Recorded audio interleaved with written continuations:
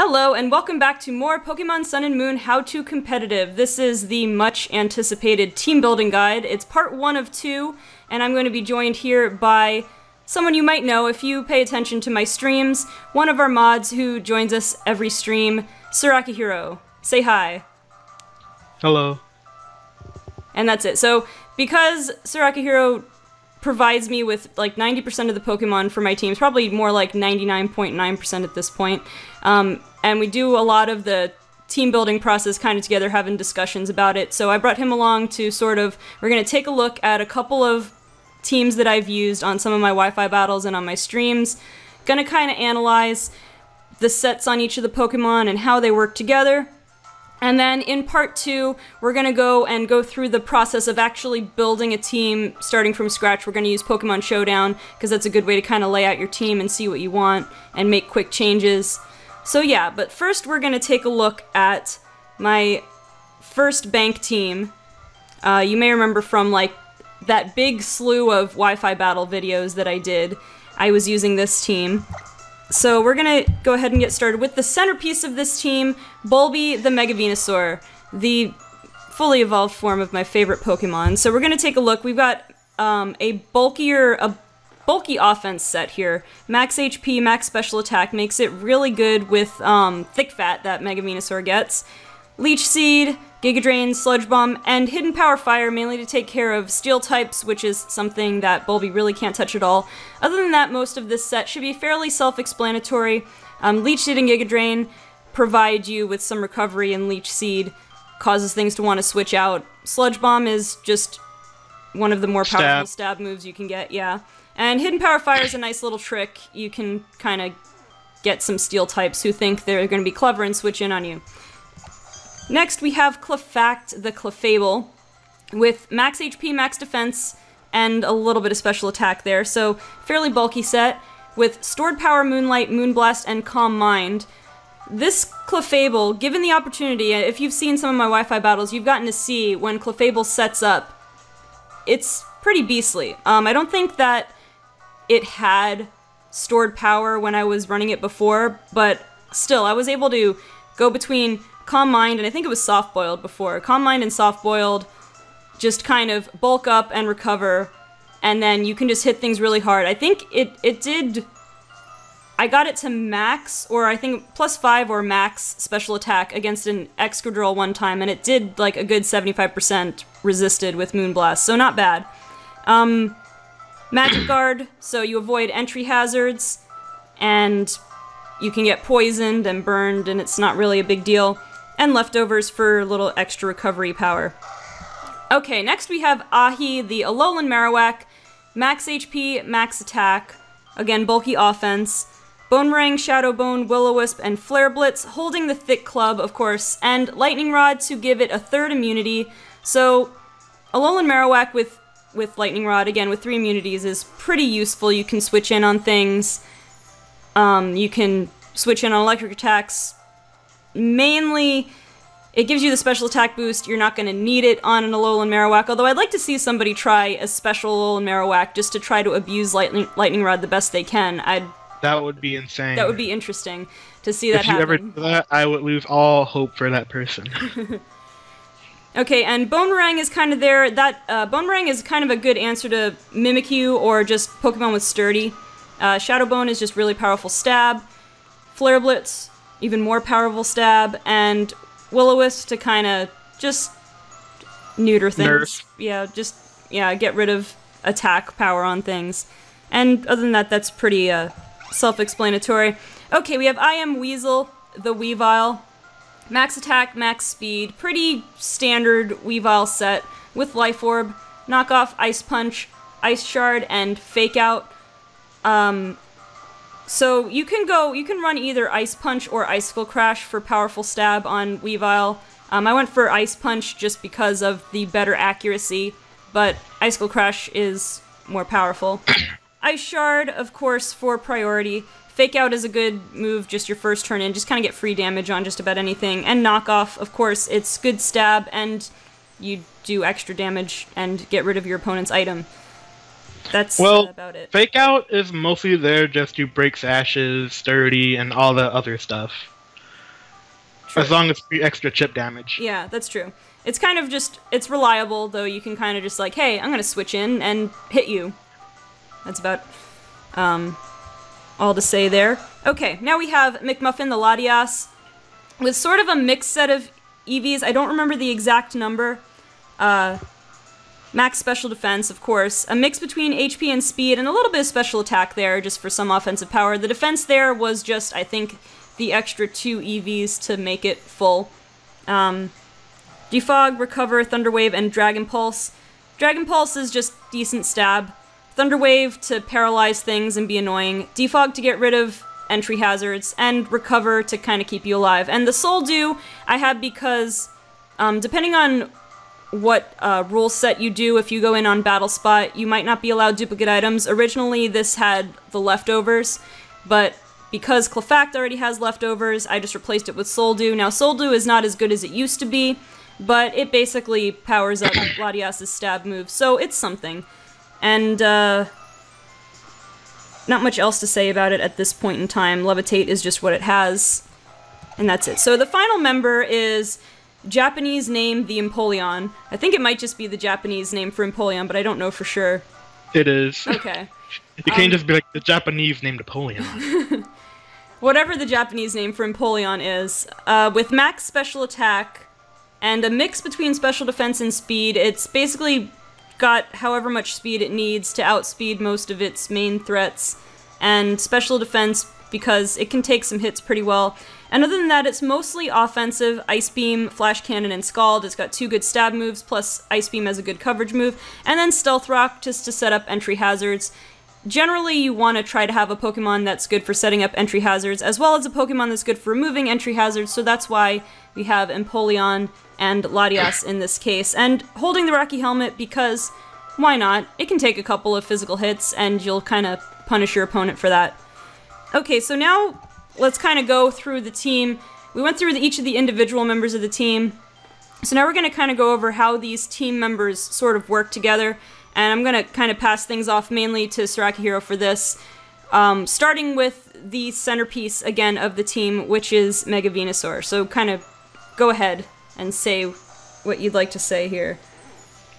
All I have to say is that this thing is a monster that should have never been born. Okay, so now let's talk about, I would say Mega Venusaur's primary worry is from Psychic types, and to a lesser extent, Flying types, which really Weavile kind of covers here pretty well, right? Mm-hmm. Weavile's also there to take care of most Psychic types. Mm-hmm. With the power of knockoff, the power of its physical attacking power, since most Psychic types have a very, very low defense, and it's just haha. Right. Yeah. There's a lot of Psychic types that are pretty frail physically. Alakazam being probably the most obvious example. Let's see. And then for I Am Weasley, you have to worry about fighting types. You have to worry about a Mach Punch. You have to worry about Rock taking Stealth Rock damage. And a Pokemon that does not have to worry about Stealth Rock damage is Clefairt, and also kind of a Fairy type. It also has Psychic type stored power in order to take care of its weakness to Poison types. And anything else you want to say on that? Well, I know a lot of people are going to be very confused as to why this thing is bold over calm. It's just as it looks. You have Calm Mind to boost your special defense up to a higher point, and then you're bold just to have the extra boosted defense. Mm-hmm. And then Stored Power is just there to obliterate all your enemies, and that's it. Yeah, Moonblast is there for stab, and Moonlight is there for your way of recovery. Yeah, I mean, probably most of you would know, but in case you haven't had much experience with Stored Power, basically, its power gets boosted every time one of your stats are boosted. So you take Calm Mind, which boosts 2 of your stats by 1 each time you use it, so special attack and special defense. So that'll increase the power of Stored Power. I forget exactly how it goes up. I think, does it go 20, 40, 60, 80? I think it goes by 20s. I could be wrong there. I seem to remember it goes up by 20s each time you boost a stat. And then take into account, let's say you max out with Calm Mind, you've maxed out your special attack and special defense. Well, not only is the base power of stored power increased by a ton, but also you have the increased special attack, so it's going to do even more. So this thing can be just a beast offensively if you use it right. If you have the opportunity to set up, which I've found it's fairly easy to set up with this Pokemon, except for a few super offensive Pokemon. Anything that can't take this out, anything that can't two-shot this thing, basically, is really good setup fodder for it. Which is a lot of things. It's more surprising than not. Yeah. Okay, so let's go into sort of the other thing, which is, we were talking about hazards before. So again, we have Latias to sort of get rid of hazards. Anything else you want to say on what Latias is good for? The only good thing Latias is good for is just clearing away hazards that might still linger around. That's going to be a huge problem to you. Like, say if you have Stealth Rocks up, it's going to be a huge issue switching into that with your Weavile, with your Venusaur, with even Empoleon, which is, you don't want that extra damage, or like the lowering speed from Sticky Web. You don't want any of that. So you just use Defog, you use Thunder Wave to cripple your enemies, make them slower, give them that 25% chance to not be able to touch you. You have Recover to heal up whenever you're low, and then you have Dragon Pulse. The reason you have Dragon Pulse over Draco Meteor is that you don't want to be forced to switch out, because after that you won't be able to do any more damage. Yeah, and just as an example of how important it can be to clear out hazards, I think it might have been the most recent Wi-Fi battle that I'd uploaded. I had used this team, and, well, spoilers if you haven't already watched it, go watch it now, but for those of you who stick around, I assume you've seen it already. I ended up in sort of a stalemate. I believe it was against a Ferrothorn, and it kept setting up spikes, and I ended up, I got to the point where McMuffin here was trying to clear it out, but ended up dying before I could get rid of the Ferrothorn. It ended up dying. I had gotten rid of I don't remember what happened. I had gotten rid of the spikes, but then Latias was KO'd, and then I sent in Venusaur, I think it was, and I couldn't take out the Ferrothorn before it had a chance to set up two layers of spikes. And having that entry hazard there and not being able to remove it ended up costing me the game in the end. Like, or at least any chance I had of winning the game, because it was a pretty close match, but the entry hazards definitely made the difference. So, again, having someone to set entry hazards and having someone to remove entry hazards is pretty important. It's always important. If you don't have a way to deal with certain hazards, you may as well, like, trash the team and try again with a whole new one. And speaking of entry hazards, let's go to our entry hazard setter here, Empoleon. A pretty solid Pokemon all around. You got any particular things to say here? Not really. Like, what you see here is literally what it's good for. It sets up Stealth Rocks, right? And then you can either get some Scald Burns, Scald damage with that nice base. What base power is Scald again? Was it 80 it's or 80, something? I believe. Yeah, it's 80. Yeah. Like, Empoleon has a really high special attack stat, to be honest, and with that stab boosted, it's going to be doing a lot of damage a lot of the time. Yeah, and then when there's a mon that you can't really touch with Scald, like, say that there's a fairy type in front of you, you can just hit Flash Cannon. Of course, who's not going to carry Flash Cannon on Empoleon? Right. And Ice Beam is just there for exactly what you think it is. Basically, almost everything else. Yeah, this is probably, it might be the most self-explanatory Pokemon here. and we've talked about the importance of having hazard setting. And then again, 2 really solid stab moves and then a coverage move, which on an offensive Pokemon, you generally want at least 1 good stab move, or 2 if it's got 2 types, and a coverage move. And in this case, it's doing a dual purpose. It's Empoleon's offensive, but it's also bulky as well, so it's not really a sweeper. So you can kind of stay in on something long enough to set up Stealth Rocks. It takes hits well, and it does damage well, so... yeah, if you want your hazard setter obviously to be able to take a hit, because you're gonna have to last at least 1 turn to get your hazard up. Mm-hmm. And let's see, I think we just haven't talked about Marowak, which I think Marowak is pretty obvious here too. I mean, it's got those immunities like I talked about before, and it's just got really good attack. With Thick Club Marowak does insane amounts of damage. It really does. I'm actually surprised that not many people are actually running him in Trick Room teams, seeing how actually powerful he is. Yeah, seems like it would be an obvious choice. Yeah, but you just don't want to send this thing out unless there's a good reason why you're sending it out.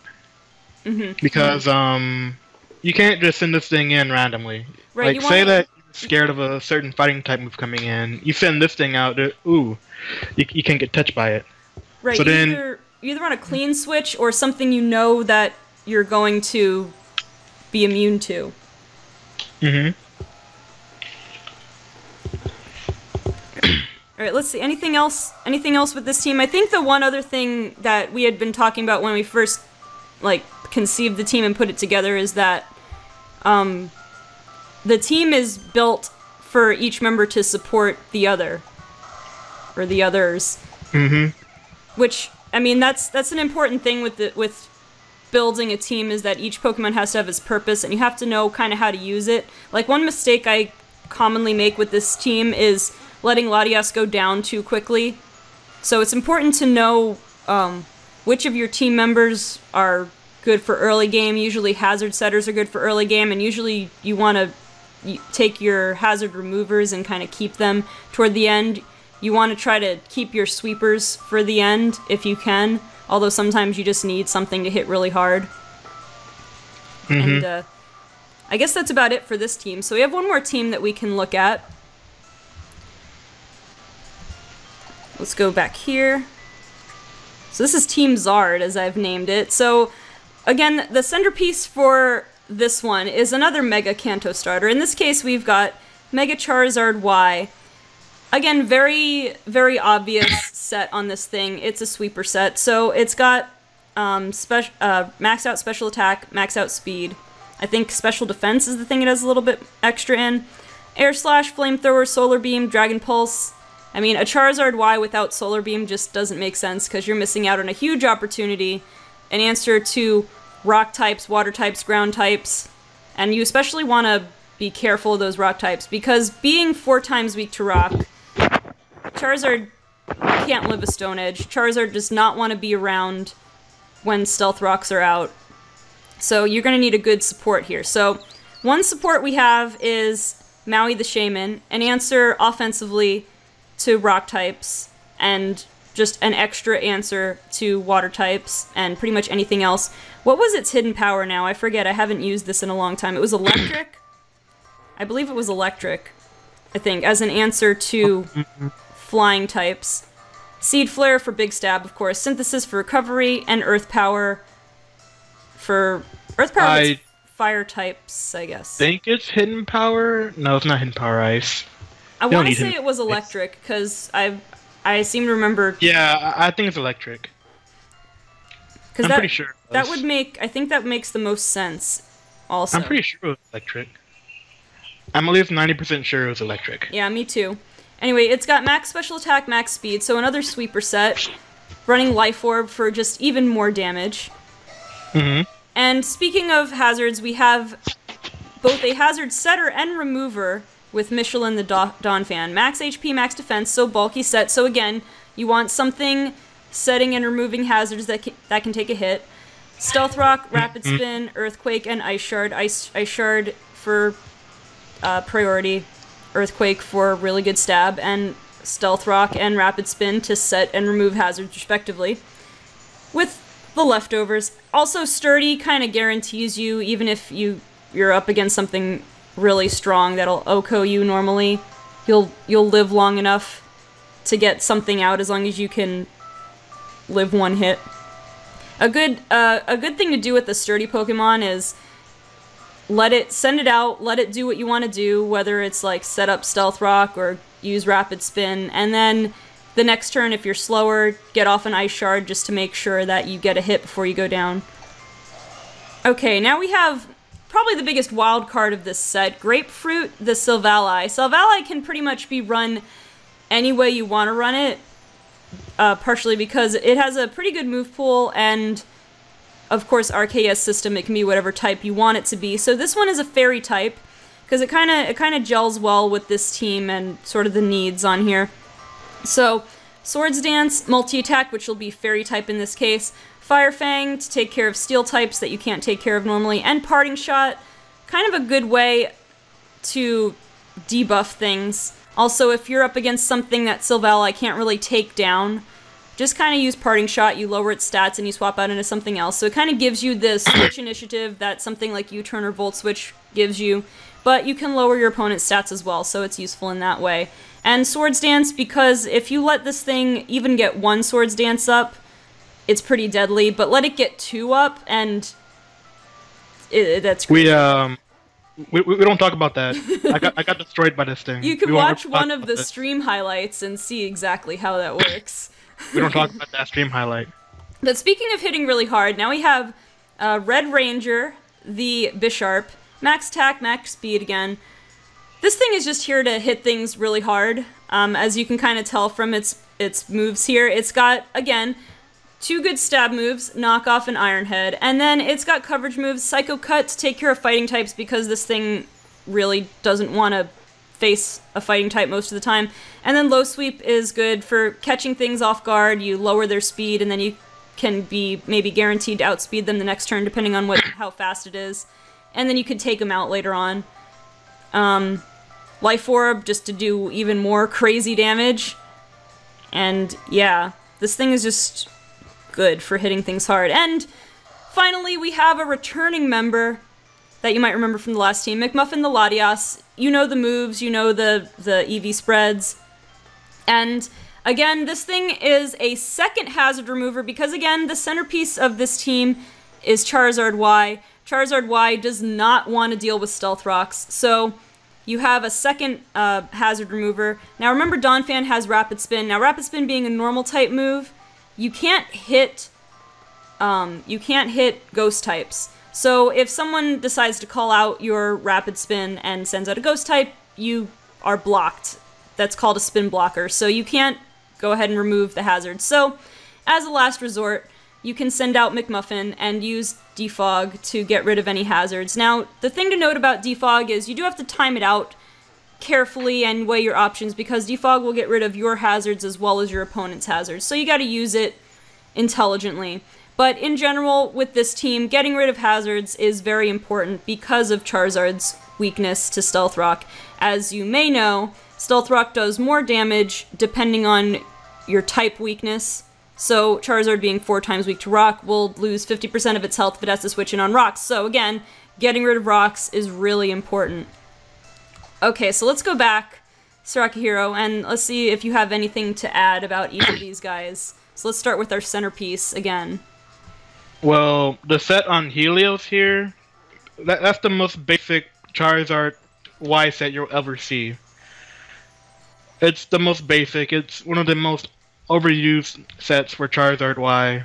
There's not much I can say on this one. Yeah, I mean, fairly self-explanatory set here. It's really obvious because it works. It works really well to Charizard's strengths. Flamethrower and Solar Beam both being advantageous in the sun since Charizard Y has Drought. And yeah, that's pretty much... there are other things you can run on Charizard Y, such as Roost, but I don't know why we didn't put it on her. It just didn't come up. We chose Slash. Well, I mean... Dragon Pulse. Charizard tends to be best offensively, but yeah, if you want to try to live. If you have an advantageous situation where you want to restore some HP, Roost can be good. Or I mean, if you have to go in on rocks maybe, and you have the opportunity to Roost, that could be a good thing to have. Okay. Same with Flamethrower and Fire Blast. If you miss your Fire Blast, your feelings gonna get hurt. Don't even deny it. Yeah. Your feelings will get hurt. you right. feel like you got betrayed. Yeah. Yeah, that's pretty much the case. Alright, let's go now. Let's talk about Shaman here. Okay, now, Shaman's only purpose is just to be Shaman. It got Seed Flare for a strong stab move, Synthesis to help it heal better, and the sun heal better. What a good choice of words. Got Earth Power to knock out any steel types. I remember why we have Earth Power now, because Seed Flare can take care of rock types. Right. And then you got Hidden Power Electric. I'm pretty sure about that now. Yeah. I remember it. I'm pretty confident that it's electric. I really hope it's electric. Otherwise, I'll look very stupid right now. I'm pretty sure. I only got to use it once on one of the stream battles, but I'm pretty sure, and it makes sense because that gives you an answer to flying types. Yeah, knock them out. Because if you haven't seen it, then Staraptor is a ginormous threat right now. Because Reckless, has a good base power. It's very strong. This gives you a good answer to water types that are not weak to grass, such as Gyarados. And you just knock them up, show them their place, and then they'll probably never come back again because you killed it. Pretty much. Shaman, from my experience, has been pretty good at kind of cleaning up at the end of battles. Like, you kind of save it in the back, and then when your opponent's team is weakened, you just one-shot things. This thing actually destroys souls. it does way more than you think it would. It really does. Look at it. Okay. Let's talk about, well, again, Donphan, pretty obvious. It sets up hazards and removes hazards. Well, it's just your defensive wall. You set up your rocks, you spin away hazards, you have your one stat move for dealing damage if needed, and Ice Shard is also there just to be Ice Shard. Yeah. So, and one thing you had mentioned, as an option to run on a Donphan, it gets access to Play Rough now. Yeah, like, it's had access to Play Rough since X and Y was around. I'm surprised they didn't even know about that. Yeah, I don't know. I had never seen it, I guess, used on one, because, well, if you can find the room for it, it could be good. Just kind of throw out there. You got an annoying dragon type. You can kind of throw it on there, because I don't know how many people expect Play Rough, but... I mean, you can run it. This is that you rather have Earthquake just for the extra stat power. Right. And then you can have Ice Shard there to help you get a kill that you probably aren't able to get with any other mon. Like, say you have a Garchomp in front of you, and outspeeds everything else, and it's in range for a kill. So then you use Ice Shard, you take it out, and then it's no longer on your worry list, and then you have another shot at winning the game. Yeah, Ice Shard is really good to have. I mean, it gives you at least something you can do to grass types, and it's good for dragons. But just so you know that Play Rough is kind of an option if you want to do something, maybe take someone by surprise. I don't know. I mean, maybe they'd see it coming on a Donphan, but... Maybe on an attacking Donphan, you can run it. Yeah, an offensive Donphan could... And over Ice Shard, you can also use Roar, just so people won't be setting up on you. Right. You can use Stealth Rocks and then spam Roar so that everybody's taking Stealth Rock damage. That would be one of the most evilest things we'd ever do to anybody, but yeah. I mean, if you have a hazard setter and then a move like that or Dragon Tail or something that makes your opponent switch out, that's kind of... It's a strategy I've seen used. I mean, it's a little... It's not always reliable, But if you have, I mean, you could have a Pokemon that you could set up as like a suicide lead. You could say, okay, I'm going to set up my hazards, and then I'm just going to force my opponent to shuffle between their Pokemon as long as I can, so they just get little damage little by little. Yeah. Things like this will make you really be upset with the game. Like, if you have a Charizard on your team, you're going to lose 25, like, not 25, you're going to lose 50% of your HP for no reason. Right. Pretty much. Just from dumb luck. Mm-hmm. And then, I think I mentioned already, right? You have Sturdy, so you're guaranteed a setup. I mean, if you're trading hazards, then you can easily take really good care of that Sturdy and use Roar to get a guaranteed Roar, or another, or 2 Roars, because maybe they won't even attack you right away. Maybe they have more hazards. Right. And then when they do attack you, they're going to lose half their HP, or a good chunk of their HP. You roar them out once you get down to your Sturdy, and then you just keep going until everything goes to hell for them. Yeah, I mean, Roar is a pretty good... It serves kind of a dual purpose. You prevent things from setting up, and then you just force things to take damage if you've already set up your hazards. But I really wouldn't show off Roar at like the start of the battle. Like, say, wait until you see a Pokemon starting to set up on you. Since you're a Don fan with like little attack investment, they're not gonna attack you right away because, hey, I mean, they can take the damage from you. Right. Yeah, depending on which sort of strategy you choose to run with each of your team members, you want to choose sort of when to reveal certain moves that you have. Like, you can either, like with Roar, you could either go right out the gate, like, alright, I'm just gonna switch your Pokemon out, just because I got my hazards up, that's all I wanted to do with this thing, and now I'm just gonna make you take as much damage as possible until you take me out. Or you can kind of have it in your back pocket and use it in the case of something setting up. Mm-hmm. Alright. Next, we have Grapefruit the Silvally. What do you got to say about this? Don't even get me started on this thing. That's how you know a Pokemon is good. If someone who's faced the Pokemon sees it and either cringes or sighs, you know that it's a good Pokemon. If someone who's faced it hates it, then it's good. So, like, this thing is actually putting in a whole bunch of work. This thing cannot touch steel types whatsoever, so it has Fire Fang on it. This thing obliterates all Scizors whatsoever. And multi-attack is actually a very, very scary stat move. Mm-hmm. Banana, don't you dare bring up that stream.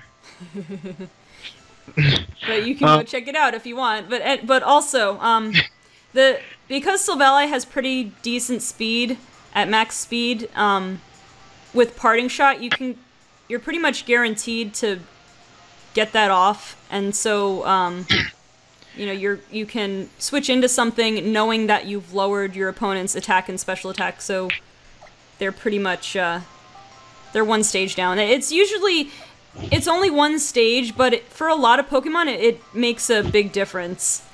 So, especially when you have a Pokemon with Intimidate. Oh my god. Yeah. You get you basically make them lose 2 stages of their attack just for you clicking on Parting Shot. That is a good combo. Should try that one time. Make a team around Silvally going to Parting Shot and going into something with Intimidate. I'm surprised I never thought of it before. That's pretty good. Yeah, that's pretty good combo. But Parting Shot is mostly there for you to get that swapping momentum. Like, if you're faster than a certain mon, or if you're slower than a certain mon and you're feeling risky on taking a hit, you can scout out what they're going for and then lower their stats after you switch out. Mm-hmm. It's a pretty versatile move. And Silvally as a whole, you can run whatever you want on them. This is not the only set you can run. If you want to run something else, please go ahead. Yeah, it has a really wide move pool. But to say something again about Parting Shot, and then other moves like U-Turn and Volt Switch, if you use them properly, you can get, I've heard it called Switch Initiative, but if you end up in a situation where you know you're going to force someone to switch, then you can go for a move like Parting Shot, and their switch happens first, because they've already chosen who to switch into, and then you get to use your move and either do your damage, or in the case of Parting Shot, lower their stats, and then you can basically get a free switch into whatever you want. You know what they have out, so you can pick something that's advantageous to you. Mm-hmm. It takes some predicting, but it's certainly a good situation to put yourself in if you can. Very. Alright. Let's talk about this beast here. Red Ranger. Click knockoff and you win. Pretty much. This thing can do a lot of damage. And I think, Bisharp has pretty decent natural physical defense? I mean, you can see it right there on the stats. I mean, yeah. His special defense isn't that bad either, but it could use some work. Yeah. But physical defense, without any investment, you're taking hits pretty well. It's naturally somewhat bulky, so if you actually do invest in it, your defense will be fairly high. Mm-hmm. But I highly, highly doubt that you ever would when you can just go full attack and just click knockoff for win. Yeah, you generally don't need to stick around long enough to take a hit. I mean, other than, I guess, stuff that's super, super bulky. But even then, you're gonna do decent damage. Have you guys ever seen an Umbreon lose 25% HP just from a knockoff? Well, with Bisharp you can. It's crazy, isn't it? Yeah. Let that sink in for a bit. I was trying to think, what is there anything this thing can't do good damage to? Well, I remember I had a hard time doing damage against, what was it, Gliscor? I had a hard time hitting it. I think it was with this. I had a hard time hitting it hard enough. I'm pretty sure knockoff and Ironhead would be a pretty good combo, because most of the time you will outspeed it. Other times they're going to be those jolly ones with a Sword Stance, Protect, Earthquake, and whatever its other move is. Maybe Ice Fang. I don't know. Yeah, I mean, you have to watch out for an Earthquake, but still.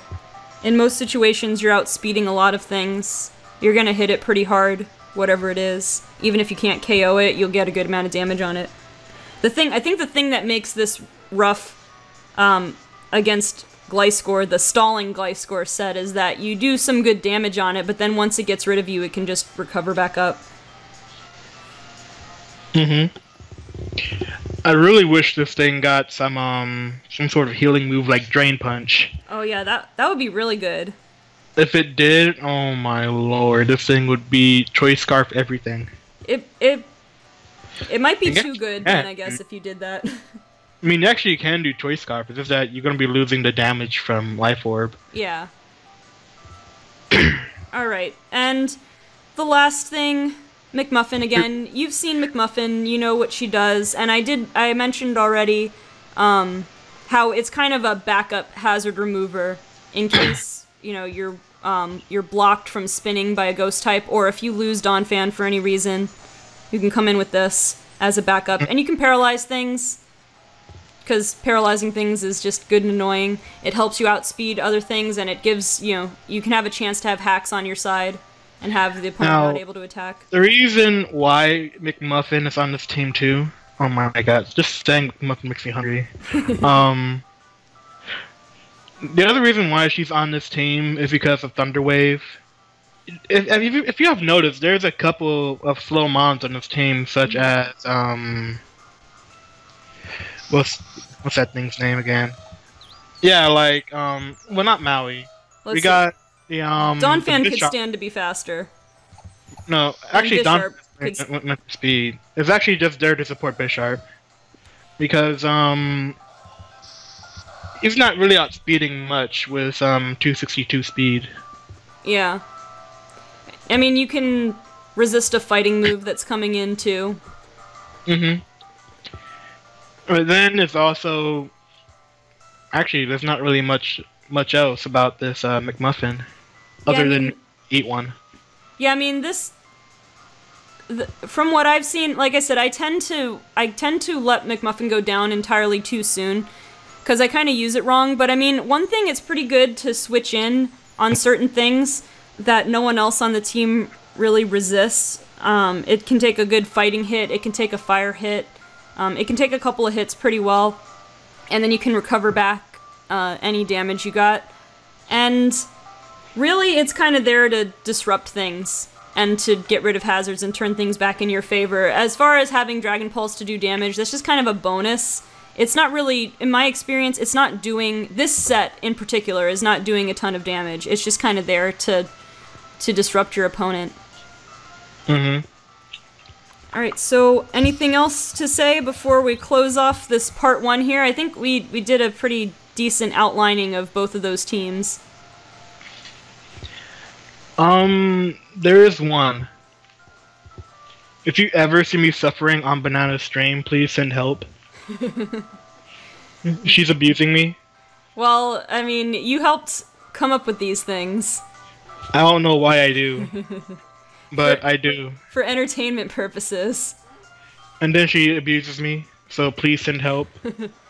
Alright, well, with that being said, we've gone over 2 of the teams that we have that were already made here. So in part 2, we're going to give an example of sort of how we put together a team, sort of starting from scratch, starting with the centerpiece Pokemon and building the team around it. And we're gonna go and move to Pokemon Showdown to do that. Once again, Showdown's a really good way to sort of take a look at your team and sort of build it on paper, and you can even test it out on Showdown before you actually go through the work of making it in the game.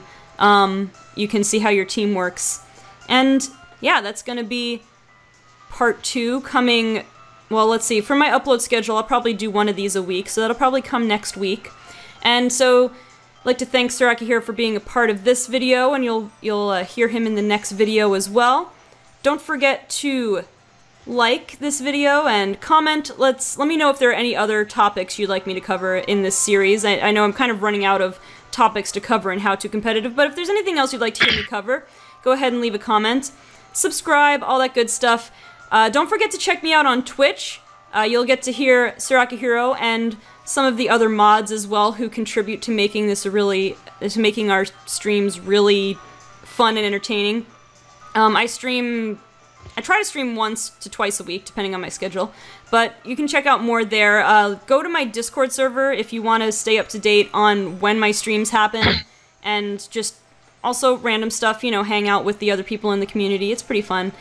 With that being said, guys, thank you so much for watching, and I will see you in part 2 of the team building guide for Pokemon Sun and Moon How To Competitive.